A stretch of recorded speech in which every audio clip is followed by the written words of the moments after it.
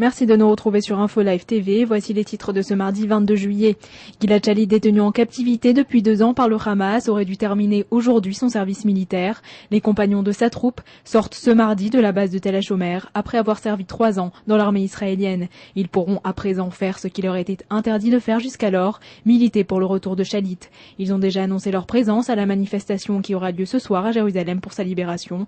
Miki Goldwasser, la mère d'Udi, apporte un fervent soutien aux parents et a déclaré qu'elle combattra pour leur fils. Le candidat américain au présidentiel, John McCain, a annoncé à l'une des chaînes d'information israéliennes que des sanctions plus sévères pourraient bien stopper la menace nucléaire iranienne contre l'État hébreu.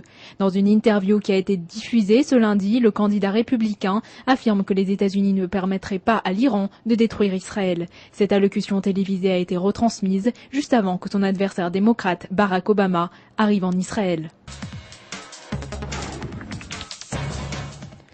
Après avoir failli de nombreuses fois être repoussées, les primaires de Kadima ont finalement été fixées mi-septembre. Au total, 91 membres du Conseil sur 180 ont approuvé cette proposition qui sert à évincer le Premier ministre israélien et qui a été la cause de désaccords amers au sein même du parti.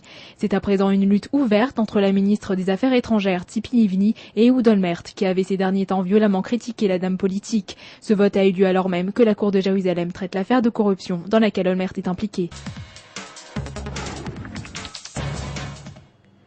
Les représentants de 30 compagnies aériennes locales et étrangères qui opèrent en Israël ont formé un comité afin de lutter contre le projet visant à augmenter les taxes d'aéroport à Ben Gourion.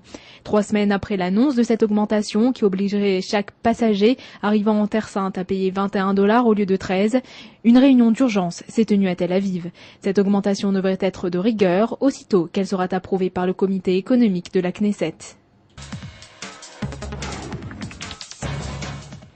Le ministère pour la protection de l'environnement a lancé un avertissement et demande de prendre une distance de protection d'1,5 mètre avec les transformateurs de courant et particulièrement avec les chargeurs de téléphone portable. En effet, le ministère a souligné que de nombreuses personnes dorment à proximité de leur cellulaire alors qu'ils sont en train de se recharger.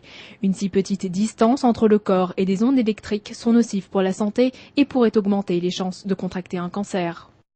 C'est la fin de ce flash, merci de nous avoir suivis sur Info Live TV, la première télévision israélienne sur Internet qui émet en 4 langues depuis Jérusalem.